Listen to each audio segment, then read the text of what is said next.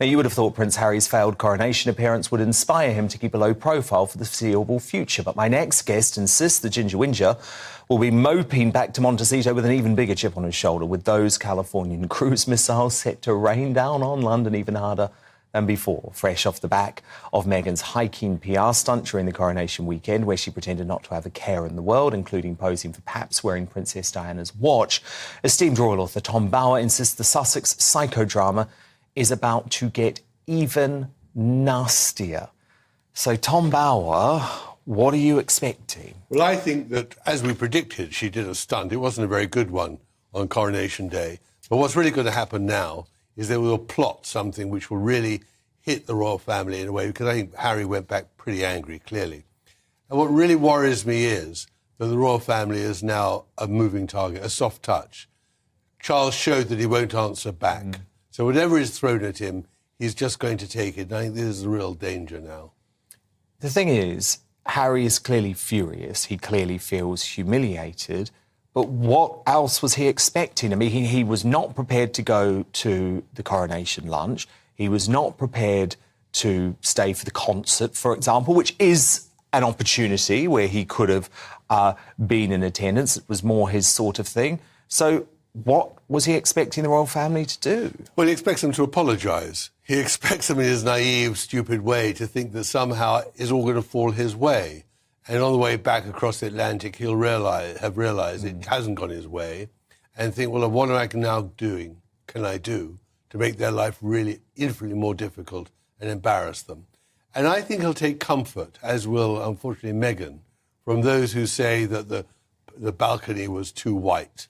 They'll take comfort from the fact that somehow they're above. They've thrown in the racist... well, ITV said it was terribly white. Terribly white. Shouldn't it be terribly black in a white country? All right, let's talk about what really happened here. Prince Harry was there, but let's not kid ourselves. He was a guest, not a royal. He sat in the third row next to the cousins who barely get invited to state dinners. The man wasn't even given a speaking role. And the moment the event was over, he bolted faster than Meghan ran from the responsibilities of being a working royal. Look at that face. Does this look like a guy who is happy to be back? Nope. That's the face of a man who thought he'd be welcomed back with open arms, maybe even an apology. But instead he was given a seat behind the real working royals and reminded that his actions have consequences. And then the ultimate blow, the iconic Buckingham Palace balcony moment. No Harry, no Meghan, just the real royals standing strong. The message was clear. Harry made his choice and now he has to live with it. And let's be honest, he hated every second of it. I mean, it is just appalling. And unfortunately, we've reached a point now where the anti-monarchists will keep on pushing this colour issue, because the monarchy is easy to touch. We've reached now a point where, unless somehow Charles makes it clear that he's not going to sit around defenceless and silent, that the anti-monarchists like that and Hobie, the actress from British Town, Olusoga, the Marxist historian given a free run on BBC, will just keep hitting, because they've reached a threshold and they now want to go further. But the thing is, Tom, so much of that is the fault of Harry and Meghan spreading what even they admit is false claims of racism within the royal family. I mean, you look at the Bridgerton woman, you look at Olusoga on the BBC and ITV, they are Harry and Meghan allies. Well, Olusoga was in her Netflix programme. And that's the whole point. They actually, I don't think Harry, because he's not intelligent enough, but Meghan and her Netflix producers clearly see now this is the next step to undermine the monarch Charles, undermine King Charles, and somehow find a way in which they can destabilise Britain. Do you think that's why Meghan didn't go? Because now she can say, I am not approving of the royal institution, that's why I didn't show up? Of course. She didn't come because, I put it very simply, she didn't want to curtsy to the Queen and to Kate, but that was just the symbol. The reality is she wasn't going to take part in it. She sees her role as being the leader of the anti-royal faction, and Harry will feel somehow torn, but he'll just go along with whatever it is so he can stay in Montecito and not be homeless and junking around the world. And that is what's so really frightening, that somehow this American woke, anti establishment, anti-white liberal democracy has now taken hold in Britain, that somehow the royal family, the soft target, is the first hurdle to overcome as the, what can I call the diversity extremists attempt to take over the institutions of this country. But one worry, Tom, is that it sounds like King Charles, at least when he was the Prince of Wales, is very much listening to those people. This fascinating revelation today from Guito Harry, who was the Director of Communications for Boris Johnson last year. Charles criticises the Rwanda scheme. According to Guito, Boris squares up to him at this Commonwealth Heads of Government meeting in Rwanda, but critically also says to Charles, do not give this speech opening the door to historic reparations over slavery. Charles ignores him and goes up on stage and does exactly that. And now he's king, and he continues to open the door to historic reparations. Well, that for has always been my great, one of my great arguments against Charles in my book, The Rebel King. It was always that he can't stop meddling. Well, this was rich. Meghan Markle, the woman who has made an entire career out of playing the victim, conveniently chooses peace and skips the coronation. But instead of staying home and, actually being private like she claimed she wanted, she just so happened to be photographed on a casual hike in Montecito. Now, for those of you who don't know, Montecito isn't exactly a place where paparazzi just happen to stumble upon you. This isn't Times Square. It's one of the most private, elite neighborhoods in the country. If you're being photographed there, it's because you want to be. And then, of course, there's the watch. Now, if she really wanted to be subtle, she could have left it at home. But no, she needed the world to see that she was wearing Princess Diana's watch. Because what better way to remind everyone that she's the true successor to Diana's legacy than a conveniently placed, not at all staged photograph? Tom Bauer is absolutely right here.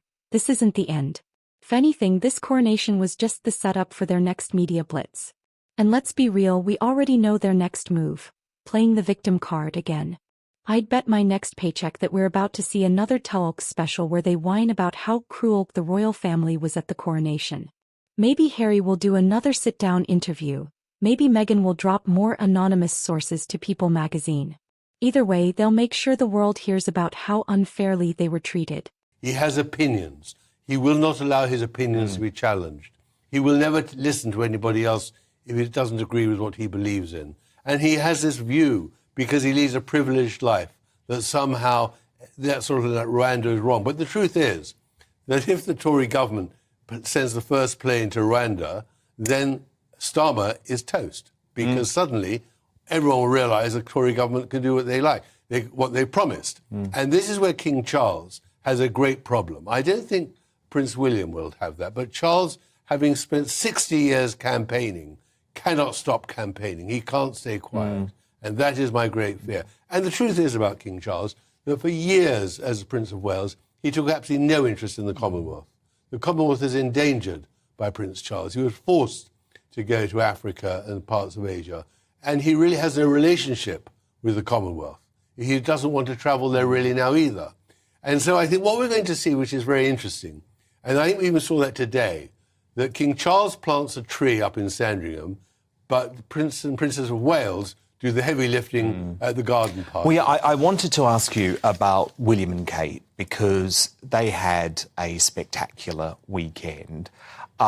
Very much united behind Charles now. That wasn't always the case, was it? But that is going to be a huge help for the king.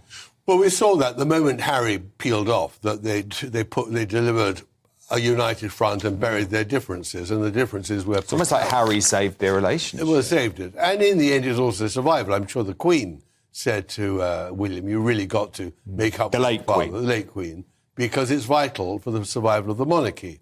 But I do think that Prince William has a very different approach. He's not an interventionist. He doesn't think about politics and things like his father did.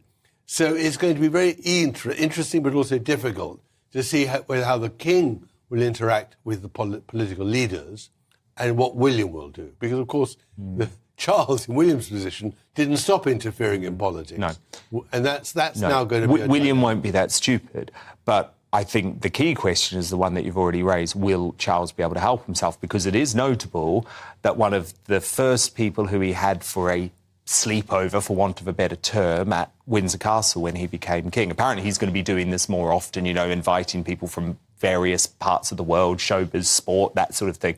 But the person who he had on the first of these was Keir Starmer and his wife. Yeah, and he does that because, quite rightly, he's got to pretend or show neutrality. The real problem is, what does he discuss with these politicians? Does he try to influence them, as he did with Tony Blair in favour of fox hunting and things like that? In my view, he will not be able to hold back because he has got such pronounced views. But he will put himself in the firing line of the diversity brigade, of the people who... Yeah, because it's never going to be enough for them. Exactly. It's never going to be enough for them until he's not on the throne. Exactly. And that's what he's got to start realising. Exactly. And here's the part that really gets me. The race baiting has already started. Some media outlets are now saying the coronation balcony was too white. Really? In a majority white country, the royal family is mostly white. Shocking. This is where I think Charles is making a mistake. I get that he's trying to be the bigger person here, but that only works when you're dealing with reasonable people. Harry and Meghan aren't reasonable. They thrive on controversy, and the more you let them get away with, the worse it's going to get. At some point, Charles needs to say enough is enough. Because if he doesn't, the attacks are just going to keep coming. And the monarchy? It's going to look weaker for it. So what happens next? More whining, more victimhood, and probably another book or documentary where they bravely tell their truth. For a multi-million-dollar paycheck, of course. But here's the reality, folks. The royal family is moving on, and Harry and Meghan can't stand it. They need the drama to stay relevant. And the more irrelevant they become, the more desperate their attacks will be. Let me know your thoughts in the comments below. And as always, don't forget to like, share, and subscribe for more.